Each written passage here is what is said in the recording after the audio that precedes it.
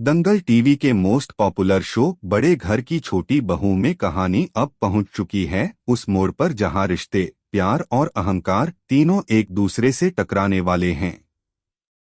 हवेली का माहौल कुछ दिनों से अजीब था। हर चेहरे पर सन्नाटा था और उस सन्नाटे को तोड़ने का साहस सिर्फ एक ने दिखाया, हाना ने। वो अहाना जो अब तक सबकी बातें चुपचाप सहती आई थी, आज उसने अपनी जुबान खोली और अपनी जिंदगी के लिए, अपने आत्मसम्मान के लिए एक ऐसा फैसला लिया जिसने पूरे परिवार को हिलाकर रख दिया। अहाना ने सबके सामने कहा, अब मैं किसी पर बोझ बनकर नहीं रहूंगी। मैं अपना खुद का बिजनेस शुरू करूंगी, गुड़िया और मूर्तियां बनाने का। और इस काम में मेरे साथ होंगी मिली, बाकी बहुएं और आप खुद, दुर्गा माँ। यह सुनकर कमरे में सन्नाटा छा गया, क्योंकि किसी ने भी सोचा नहीं था कि अहाना इतनी हिम्मत दिखाएगी। लेकिन दूसरी ओर ये बात अर्जुन के दिल में आग बनकर धधकने लगी। उसे यह बात बर्दाश्त नहीं हुई कि उसकी पत्नी बिना उसकी इजाजत इतनी बड़ी बात कैसे सोच सकती है। अर्जुन का पुरुषवादी अहंकार उसके दिमाग पर हावी हो चुका था। वो गुस्से में चिल्लाया, अहाना, ये सब बंद कर दो। ये तमाशा मेरे घर में नहीं चलेगा। मेरी बात कान खोलकर सुन लो। अगर तुमने ये सब बंद नहीं किया तो मैं तुम्हें हमेशा के लिए छोड़ दूंगा। लेकिन अर्जुन को क्या पता था, अब अहाना वो पुरानी अहाना नहीं रही। उसने मुस्कराकर जवाब दिया, आप मुझे क्या छोड़ेंगे अर्जुन? आपकी इन बातों से तो अब मैं ही आपको छोड़ दूंगी। बस यही शब्द थे जिनसे अर्जुन के अंदर की आग और भड़क उठी। उसके चेहरे पर गुस्से की लकीरें गहरी हो गईं। वो बिना कुछ बोले सीधा निकल पड़ा उस कमरे की ओर, जहां अहाना, दुर्गा देवी और बाकी बहुएं मिलकर मूर्तियां बना रही थीं। हवा में ताजी मिट्टी की खुशबू थी, उम्मीदों की महक थी। लेकिन अगले ही पल वो सारी खुशबू एक तिलमिलाती चीख में बदल गई। अर्जुन अंदर घुसा और बिना कुछ कहे पास रखी मिट्टी की बड़ी टोकरी उठाई। और पल भर में उसने उन सभी मूर्तियों पर वो गीली मिट्टी फेंक दी। हर मूर्ति, हर उम्मीद, हर मेहनत मिट्टी में मिल गई। अहाना और मिली की आंखें फटी की फटी रह गईं। कमरा सन्न हो गया। केवल उनके टूटे दिलों की आवाज गूंज रही थी। दुर्गा देवी ने यह सब देखा तो उनके दिल में गुस्सा और दर्द दोनों उमड़ पड़े। उन्होंने कांपती आवाज में कहा, अर्जुन, ये तूने क्या किया? मैंने तुझे ऐसे संस्कार नहीं दिए। तूने आज सिर्फ मूर्तियां नहीं तोड़ी, तूने अपनी मां की उम्मीदें तोड़ी हैं। अर्जुन ने सिर झुका लिया, लेकिन उसका गुस्सा अब भी शांत नहीं था। वो बोला, मां, ये औरतें हद से बाहर जा रही हैं। घर की इज्जत दांव पर लगाकर ये सब कर रही हैं। और इसके पीछे है अहाना, जिसने सबका दिमाग खराब कर दिया है।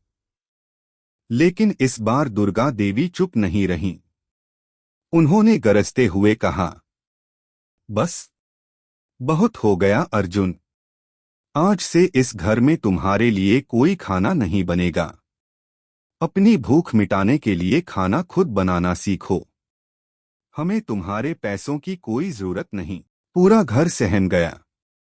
दुर्गा देवी का यह फैसला किसी सजा से कम नहीं था। अर्जुन का चेहरा उतर गया, लेकिन उसके अंदर की आग अब भी धधक रही थी। दूसरी ओर अहाना की आंखों में आंसू थे, लेकिन उस दर्द के पीछे अब दृढ़ निश्चय छिपा था। उसने अपने कमरे में जाकर खुद से वादा किया, अब मैं किसी के भरोसे नहीं रहूंगी। मैं खुद अपने पैरों पर खड़ी होकर दिखाऊंगी, ताकि कोई मुझसे या इस घर की किसी और औरत से फिर कभी ये ना कह सके कि औरत सिर्फ घर संभालने के लिए बनी है। लेकिन कहानी यहीं खत्म नहीं होती। रात गहरी थी, हवेली में सन्नाटा था। अर्जुन अपने कमरे में बेचैन बैठा था। उसके अंदर पछतावे और अहंकार की जंग चल रही थी। उसे एहसास हो रहा था कि उसने कुछ गलत किया है, लेकिन वह अपनी गलती मानने को तैयार नहीं था। वहीं अहाना अगली सुबह फिर से उसी मिट्टी के पास गई, जिसे अर्जुन ने पैरों तले रौंदा था। उसने उस मिट्टी को हाथ में लेकर कहा, अगर मिट्टी में गिरकर भी मूर्ति दोबारा बन सकती है, तो मैं भी खुद को फिर से गढ़ूंगी, पहले से ज्यादा मजबूत बनकर। उसकी आंखों में चमक थी, उसके चेहरे पर आत्मविश्वास। अब वो सिर्फ अर्जुन की पत्नी नहीं रही थी, अब वो एक स्त्री का प्रतीक बन चुकी थी। क्या अहाना अपने इस फैसले पर कायम रह पाएगी? क्या अर्जुन को अपनी गलती का एहसास होगा? और क्या दुर्गा देवी अपने बेटे को माफ करेंगी?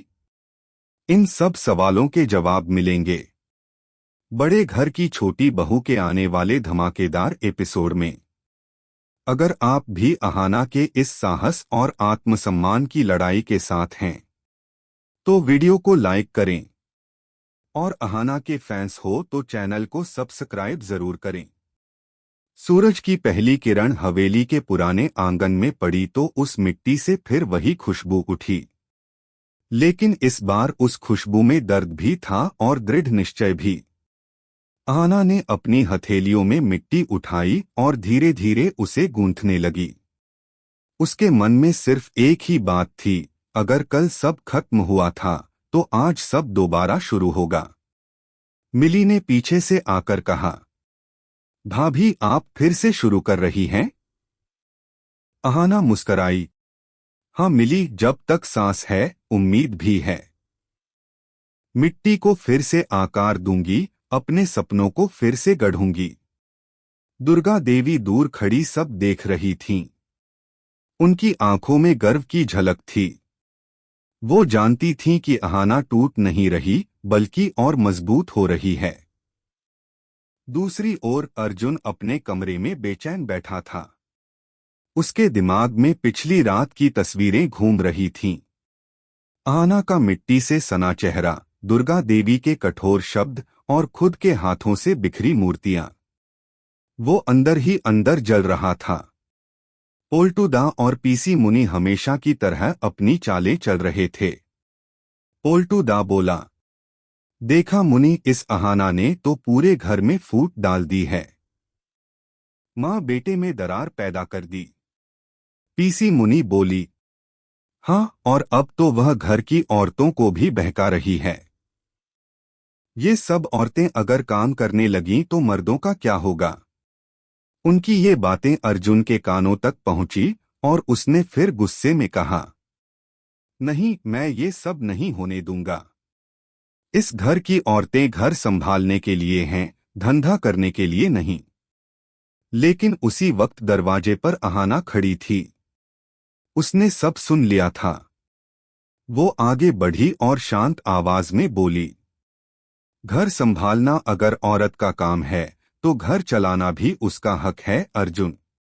आज तक हम सबने सिर्फ तुम्हारे फैसले माने। अब वक्त है कि तुम एक बार हमारा फैसला भी सुनो।